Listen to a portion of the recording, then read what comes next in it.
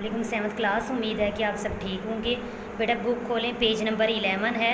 आज हमारी प्रॉपर्टी क्या है? Identity property with respect to union. तो इसमें बेटा क्या है? द एम्प्टी सेट फाई जो होता है ना, इसको फाई बोलते होते हैं। Act as identity for union के तौर पर ये काम करता है। मीन्स कोई एक आपको सेट दिया हो और उसकी आइडेंटिटी प्रॉपर्टी यूनियन के रिस्पेक्ट फाइंड आउट करनी हो, तो उसको फाई से मल्टी यूनियन उसका निकालेंगे तो आंसर क्या आएगा? वही सेट आएगा।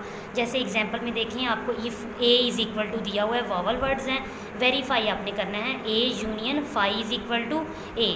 तो आपने देखना है ए यूनियन फाई, ए का यूनियन ले फाई के साथ, ए के एलिमेंट्स लिखे, फाई तो फाई है बेटा, खाली सेट है, तो इसमें आंसर क्या आ गया? वॉवल वर्ड आ गए। तो आंसर क्या आ गया? Is equal to A. Right hand side prove हो गई है। अब ये बेटा आइडेंटिटी प्रॉपर्टी थी यूनियन की। अब आइडेंटिटी प्रॉपर्टी देखें आप, अब आइडेंटिटी प्रॉपर्टी अपनी किसकी देखनी है? इंटरसेक्शन की। तो इंटरसेक्शन में बेटा आइडेंटिटी प्रॉपर्टी क्या होती है? Universal set. मीन्स उसमें यूनिवर्सल सेट तो सबसे बड़ा सेट होता है ना, तो ए का इंटरसेक्शन लेना है यूनिवर्सल सेट के साथ, तो उसके ए के एलिमेंट्स उसमें होंगे। एग्जाम्पल में आप देखें, यूनिवर्सल सेट आपको दिया हुआ है A B C up to so on G तक, मतलब सारे इसमें अल्फ़ाबेट हैं, स्मॉल अल्फ़ाबेट्स। ए आपको दिया हुआ है वॉवल वर्ड्स, तो आपने इसका इंटरसेक्शन लिया बेटा। देखिए आप, ए में वॉवल वर्ड्स हैं और यूनिवर्सल में सारे एलिमेंट्स हैं, तो इसका आंसर क्या आया? ए वाले एलिमेंट्स आए। तो ए का इंटरसेक्शन लिया हमने यूनिवर्सल के साथ, तो आंसर हमारा क्या आया? ए आया। राइट हैंड साइड प्रूव हो गई है, तो हमने लिख दिया left hand side is equal to right hand side. Question number 4 तक बेटा आप सबने कर लिया होगा। क्वेश्चन नंबर आज हमने 5 देखना है।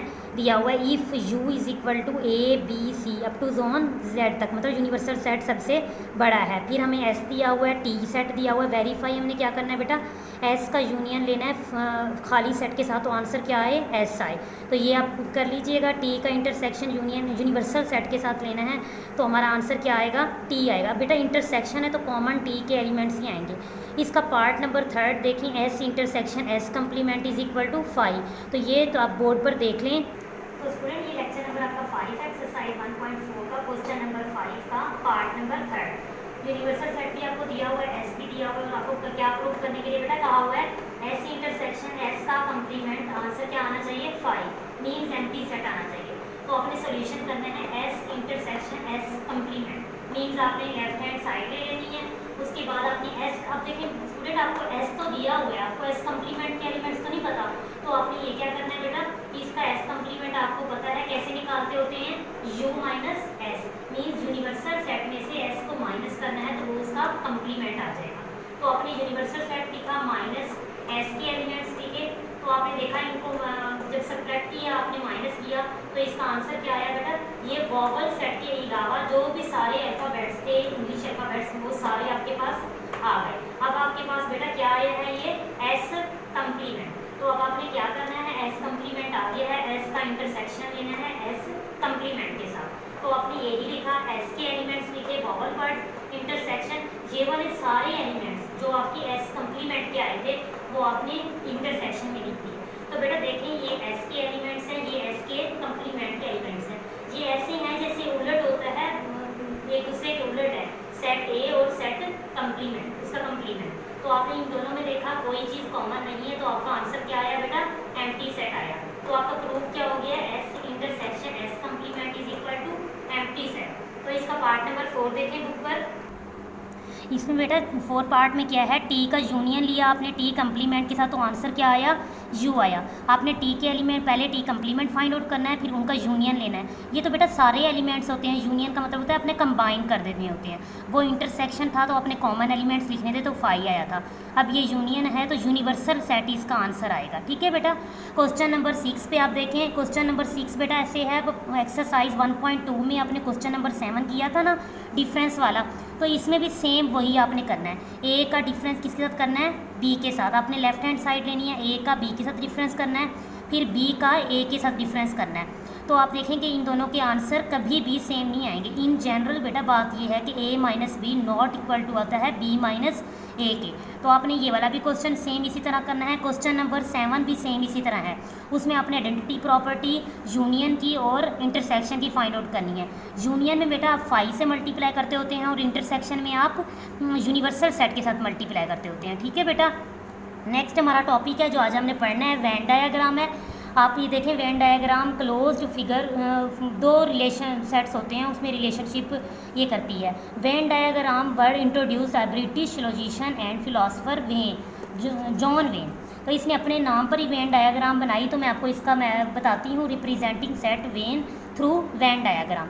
वेन डायग्राम के ज़रिए सेट्स को कैसे रिप्रेजेंट करते हैं, मतलब कैसे उनको लिखते हैं। तो आप ये देख लें, फॉर एनी सेट आपको लिखा हुआ नज़र आ रहा है सेकंड लास्ट लाइन में। यूनिवर्सल सेट होता है, इसमें आपने उसके ज़रिए डिसजॉइंट बताना होता है, ओवरलैपिंग बताना होता है, और कोई भी सेट अकेला बताना होता है। तो ये आप बोर्ड पर देखें इसकी एक्सप्लेनेशन। वेन डायग्राम है बेटा, इसमें आपको क्या बताया हुआ है, पहले आपको बताया हुआ है यूनियन के बारे में।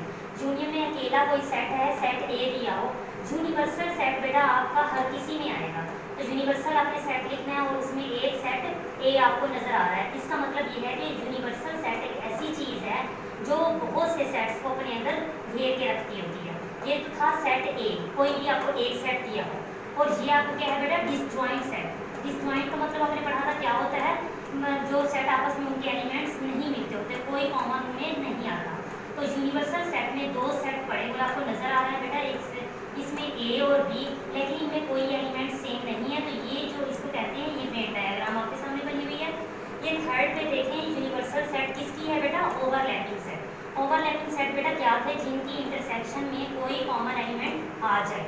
तो आप देखें यहाँ यूनिवर्सल सेट है, दो सेट है ए और बी, लेकिन इनके देखें पार्ट में कुछ ना कुछ कॉमन आया हुआ है, इसलिए इन्होंने आपस में ओवरलैप कर लिया है, ये आपस में मिल गए हैं। तो आगे बेटा आप देखें, हमारे पास वेन डायग्राम है यूनियन की और इंटरसेक्शन की। फर्स्ट ऑफ ऑल हमने किसकी करनी है बेटा, यूनियन की। सेम इसी तरह इंटरसेक्शन की है। अगर यूनियन में बेटा ये कहा जाए ए सबसेट ऑफ बी, मतलब ए सबसेट है किसका, बी का।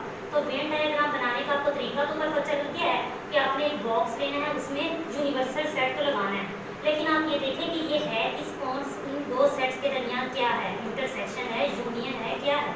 तो आपने ये देखा यूनियन की प्रॉपर्टी है, तो यूनियन लिख दिया।